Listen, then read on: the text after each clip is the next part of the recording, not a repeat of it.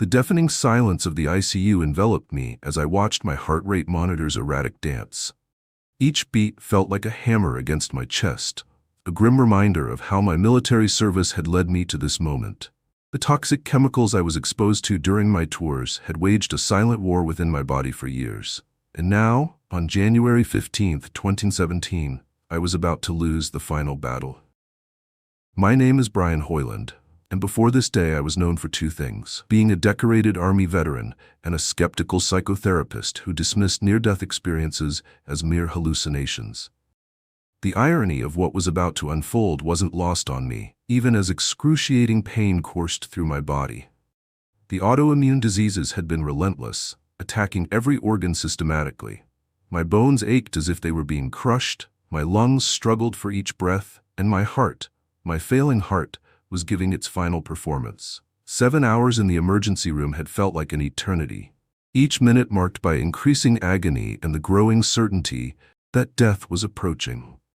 As they wheeled me into the ICU, the fluorescent lights above seemed to pulse with my racing heartbeat. The sustained ventricular tachycardia had turned my chest into a battlefield.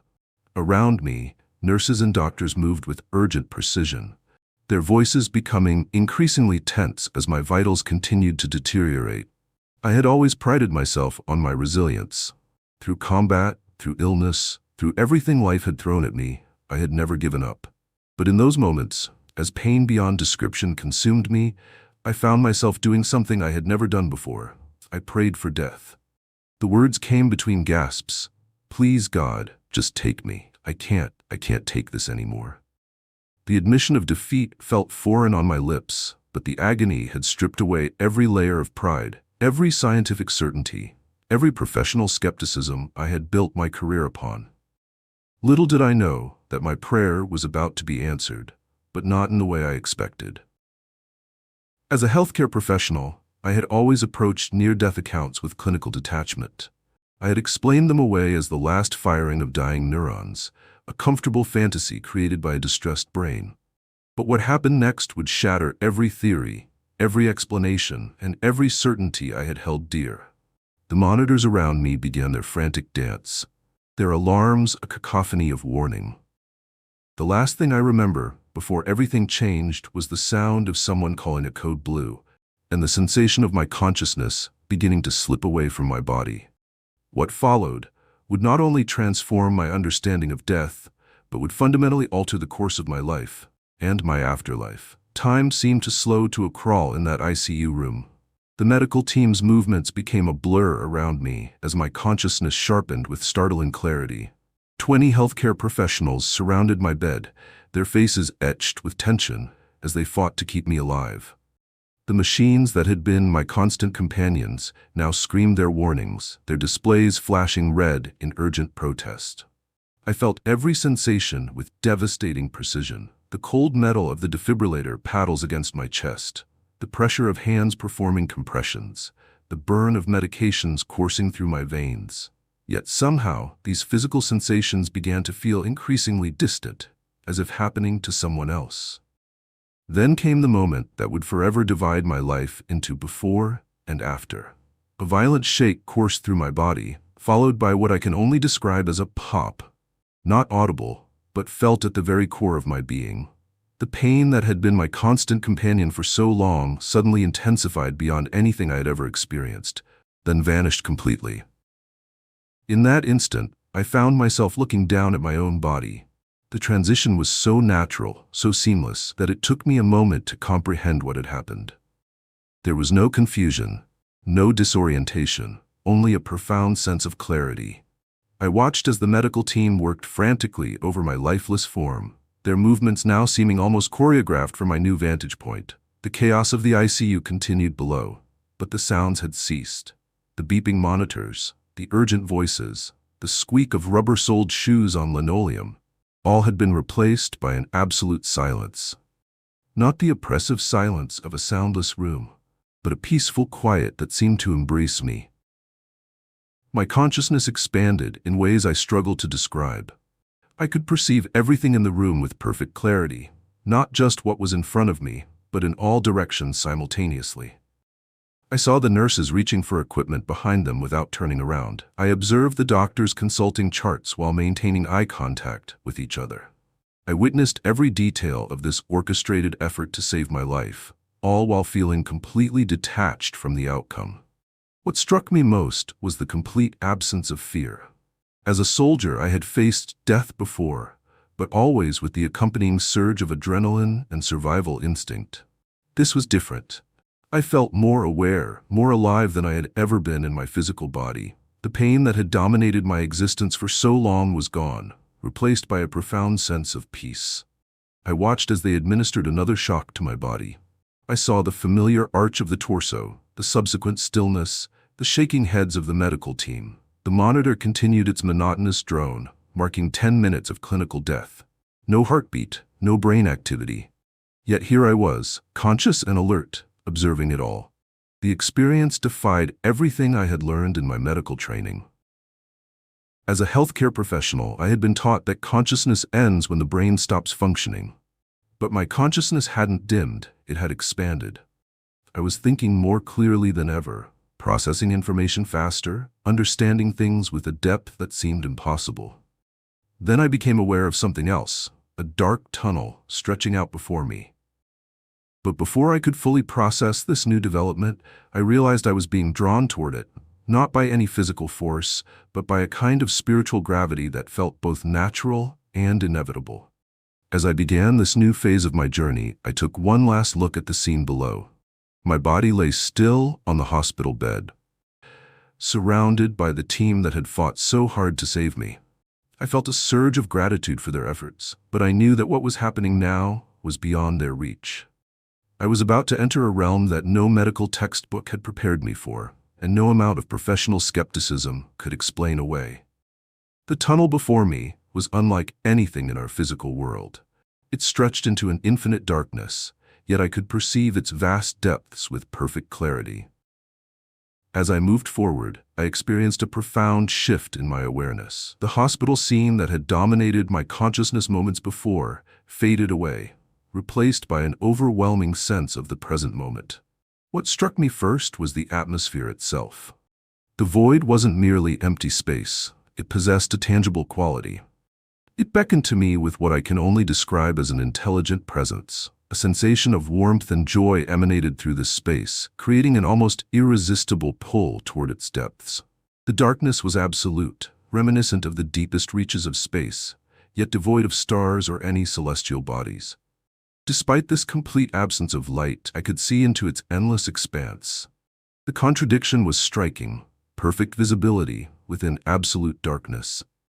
This void seemed to operate under different laws than those governing our physical world. The feeling of joy and love that permeated the space was profound, yet something about it felt incomplete.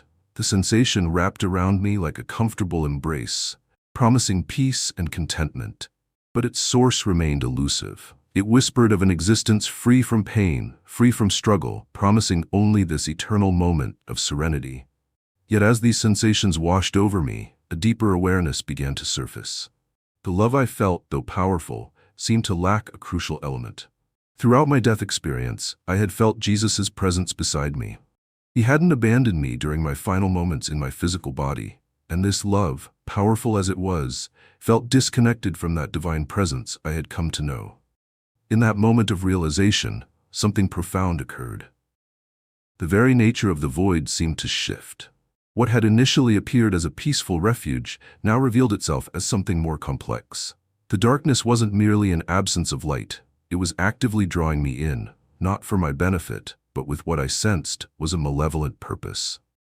The clarity of this understanding was immediate and absolute. This wasn't the destination I was meant for. Without Jesus, this eternal peace would be meaningless. The thought formed with crystal clarity. This can't be it. Not because the experience wasn't powerful or alluring, but because it lacked the essential element of divine love I had come to recognize. At that precise moment, I became aware of something else, a light behind me. I realized I had been seeing by this light all along. It had been illuminating the void, allowing me to perceive its depths. The revelation was stunning. While the void had been trying to draw me into its darkness, the true source of light had been present all along. What happened next defies ordinary description. I turned toward the light, yet somehow maintained my awareness of the void behind me. My consciousness expanded to encompass both simultaneously. I could perceive everything in a complete 360-degree awareness, yet focus intently on the light that now commanded my attention. The distance to this light seemed immeasurable, spanning what felt like an infinite expanse. Yet the moment I expressed my desire to approach it, I found myself already moving toward its radiance. There was no sensation of movement, no rush of speed or feeling of acceleration. The transition was immediate and natural, as if the very act of choosing had transported me. This moment of choice marked a fundamental shift in my journey. The void, with its promises of peace without purpose, fell away as I turned toward what I instinctively knew was the true source of divine love. The light ahead beckoned not with empty promises, but with a love that I recognized as authentic and complete. Standing before the light, I encountered a radiance beyond earthly description. Its brilliance was absolute, yet it caused no discomfort to perceive. This light possessed a quality that transcended mere illumination.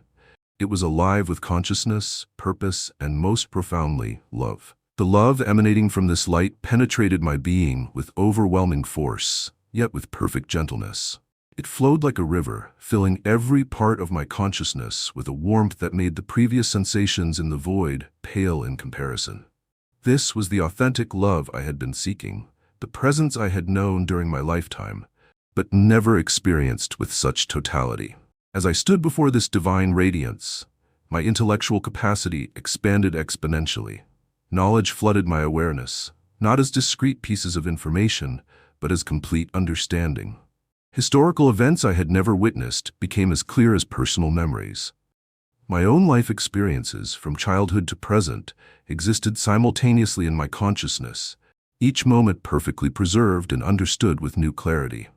I attempted to gauge the boundaries of this light, looking left and right, up and down.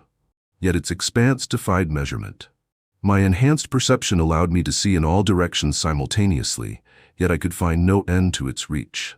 The light extended infinitely, suggesting an eternal nature that transcended physical space and time. In this state of expanded awareness, I recognized this light as God's presence. The moment this recognition crystallized in my consciousness, I heard, not with physical ears, but through direct understanding, an invitation. You can come in. The response was immediate and unrestrained. I moved forward, drawn by an overwhelming desire to immerse myself in this divine presence. Within the light, I encountered a vast chamber filled with countless beings. These entities possessed human-like forms but radiated their own brilliant light, though none matched the intensity of the central presence. In their midst stood one whose radiance outshone all others. Jesus himself. The love that had been flowing into me, like a river, emanated directly from his presence. The experience of divine love in this moment defied all earthly comparison. It was like being filled with an endless stream of pure love, constantly renewed and eternally fresh. Each moment brought new dimensions of this love, suggesting an infinite depth that would take eternity to fully explore. When I focused on Jesus' face, I encountered pure mercy. Despite my life's failures and sins, there was no condemnation in his gaze, only perfect love and acceptance. Together we began reviewing my life's events. Every moment was examined not just for its actions, but for its deeper impact on others and on my own soul. I saw how my choices had created ripples affecting countless lives, both positively and negatively. The review wasn't conducted with judgment, but with perfect understanding. I saw how even seemingly justified actions, when motivated by revenge or anger, had caused harm not only to others, but to my own spirit. Yet each revelation, though sometimes painful, was bathed in that same divine love and mercy.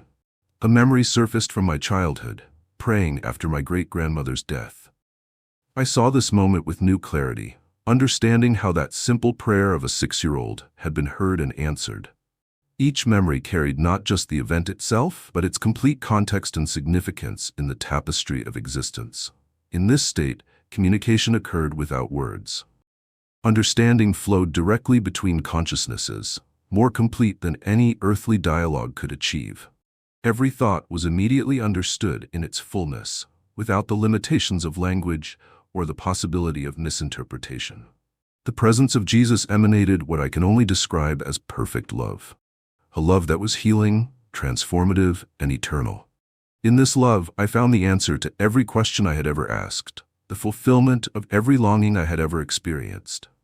It was clear that this love was the fundamental reality underlying all existence. Then came the pivotal moment. Jesus asked, not in words but in pure understanding, "Why would you want to go back?" Initially, I tried to offer practical reasons, family obligations, career goals, personal aspirations. But in the light of this divine presence, these reasons seemed insufficient. It was only when I realized my desire to share this love with others that I found my true purpose for return. This revelation marked the completion of my divine encounter. But it wasn't an ending. Rather, it was the beginning of a new understanding that would transform every aspect of my remaining earthly existence. The experience of this divine love had forever altered my perception of reality, purpose, and the nature of existence itself. Before my return, Jesus imparted 3 essential instructions that would fundamentally transform my understanding of life's purpose and spiritual growth. These directions were conveyed with perfect clarity, each carrying profound implications for both my personal journey and my responsibility to others.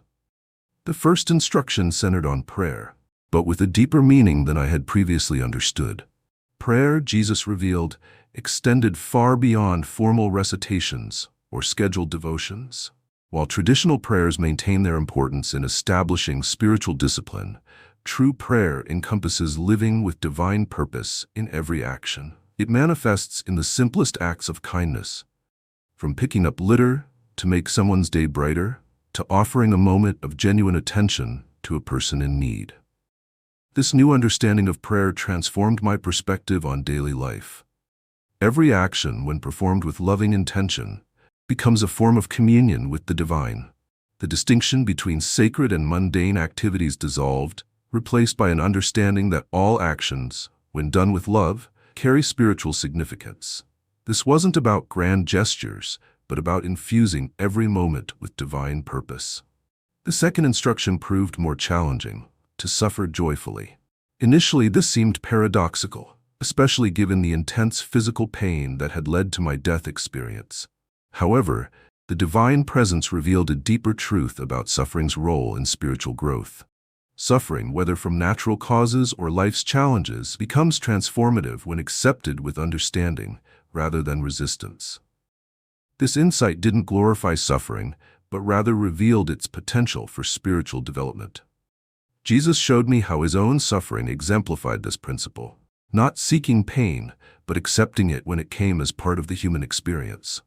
This understanding wouldn't eliminate future pain, but it would transform how I experienced it, finding purpose even in life's most challenging moments. The third instruction encompassed the essence of divine purpose: sharing God's love with others. This wasn't simply about verbal expression of faith, but about embodying divine love in every interaction. The instruction carried a profound responsibility to recognize and respond to others' spiritual needs while respecting their individual journeys. This sharing of love required discernment and wisdom. It meant knowing when to speak and when to remain silent, when to act and when to wait. The divine presence emphasized that this sharing should never come from a place of judgment or superiority, but from genuine compassion and understanding. These instructions interweaved with each other, creating a comprehensive approach to spiritual living.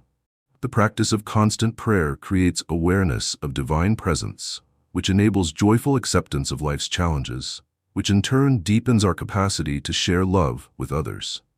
Each element strengthens the others, forming a complete path of spiritual growth. The gravity of these instructions became clear through direct understanding rather than verbal explanation. I saw how my previous approach to spirituality, though sincere, had often missed the deeper significance of these principles. Now, each instruction carried not just conceptual understanding, but practical implications for daily living. The divine presence emphasized that these weren't merely personal guidelines, but universal principles of spiritual growth. Though my expression of them would be unique to my journey, their essential truth extended beyond any individual experience or religious tradition. They represented fundamental aspects of human spiritual development. As these instructions were imparted, I understood that my return to physical life would carry both privilege and responsibility. The challenge wouldn't be remembering these truths. They were now permanently etched in my consciousness, but living them fully in a world often disconnected from spiritual reality. These final instructions marked the transition point in my near-death experience, preparing me for return to physical existence with new purpose and understanding. They provided not just guidance for personal spiritual growth, but a framework for meaningful contribution to others' spiritual journeys. After receiving the divine instructions, I turned away from the light, though my awareness of its presence remained undiminished. The return journey began with the same immediate transition I had experienced earlier. No sensation of movement, yet covering vast spiritual distance in an instant. The tunnel that had first led me away from my physical existence reappeared, but transformed. Where once it had opened into darkness, it now led clearly back to my hospital room. The scene below remained exactly as I had left it, frozen in what I understood to be the same moment of my departure, though my experience had encompassed what felt like an eternity.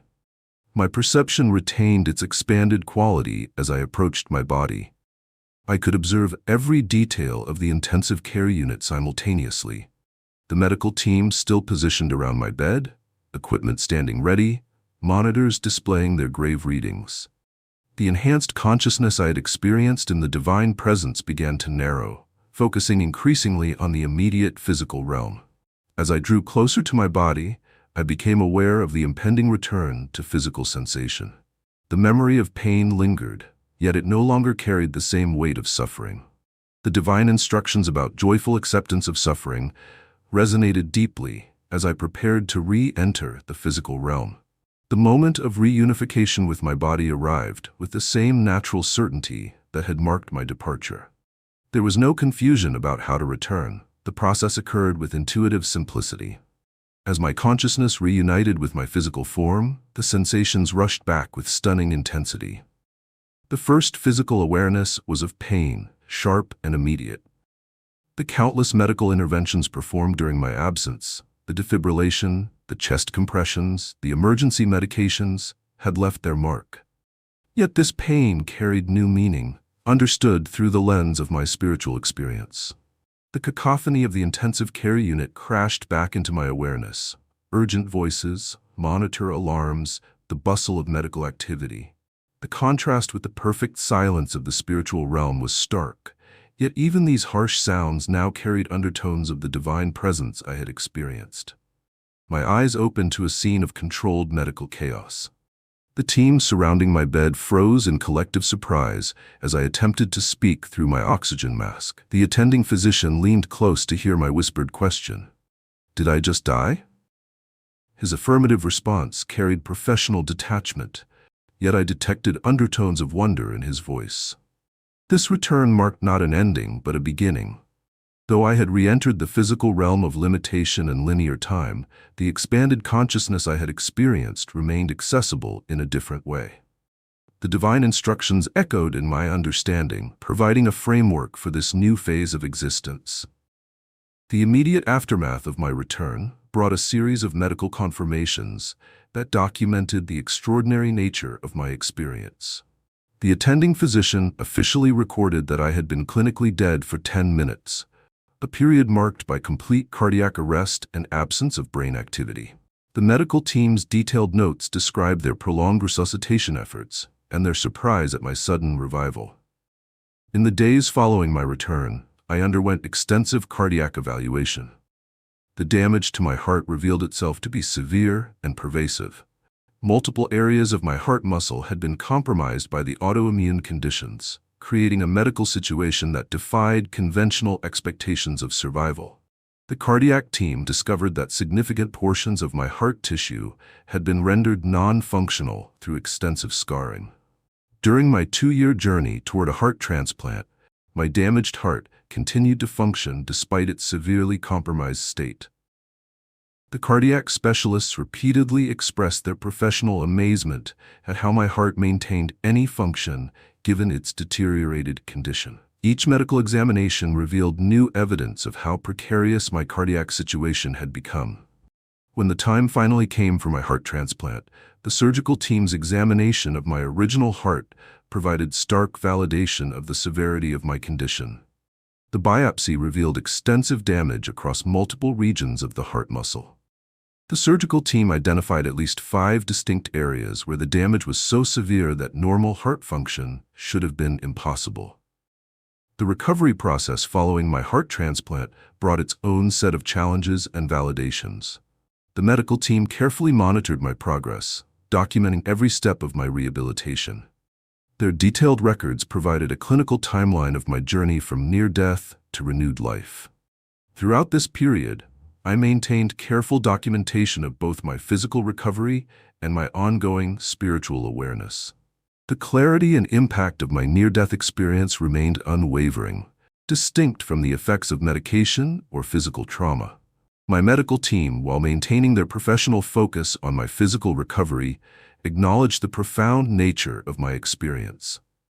The intersection of medical science and spiritual experience became increasingly clear during my recovery. While the physicians focused on the measurable aspects of my healing, they also witnessed changes in my response to pain, my psychological resilience, and my overall approach to recovery that defied typical patient patterns.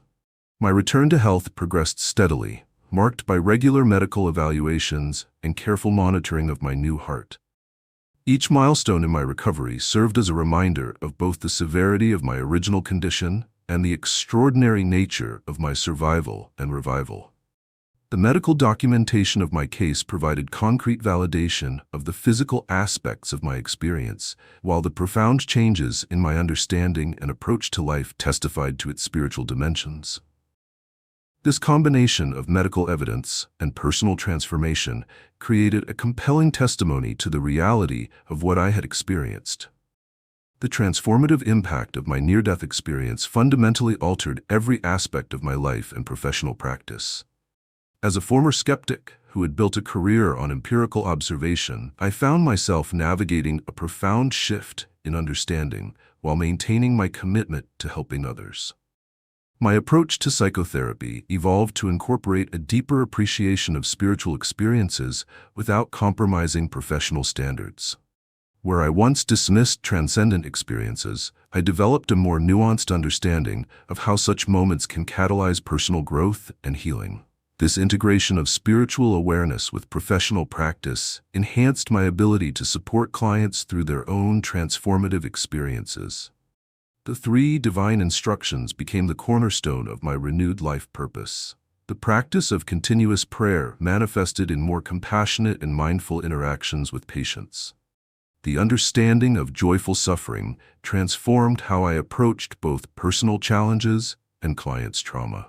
The mandate to share divine love influenced every therapeutic relationship, though always within appropriate professional boundaries. My experience opened channels of communication with others who had undergone similar journeys. Through carefully documented discussions and professional collaborations, I worked to bridge the gap between spiritual experience and therapeutic practice. This endeavor led to meaningful dialogues about the role of transcendent experiences in healing and personal growth. The ultimate lesson emerged not in the dramatic moments of the experience itself, but in the daily living that followed. True transformation, I learned, lies not in the extraordinary moments, but in how we integrate their wisdom into ordinary life. The profound truth revealed itself. Love, expressed through simple daily actions, holds the power to transform both individual lives and the world around us. As someone who has stood at the threshold between life and death, I want to share a truth that transcends our daily struggles. Many of you are navigating life's challenges, career pressures, health concerns, family responsibilities, and the weight of unfulfilled dreams. You may feel trapped by mortgage payments, retirement worries, or the creeping sense that time is slipping away. But what I discovered in those 10 minutes of clinical death reveals something profound about our existence. The love I experienced wasn't just a comforting emotion, it was a fundamental truth about our purpose here. Every moment of struggle, every sacrifice for family, every act of kindness you perform matters more than you know. Your life's value isn't measured by your bank account, career achievements, or social status. It's found in the love you share through simple, daily actions. The patience you show in traffic, the moment you take to listen to a colleague's concerns, the grace you extend to those who challenge you. You haven't missed your chance. You're not too old, too busy, or too far gone. Right now, in this moment, you have the opportunity to experience and share a love that gives meaning to every aspect of life, even its challenges and pain.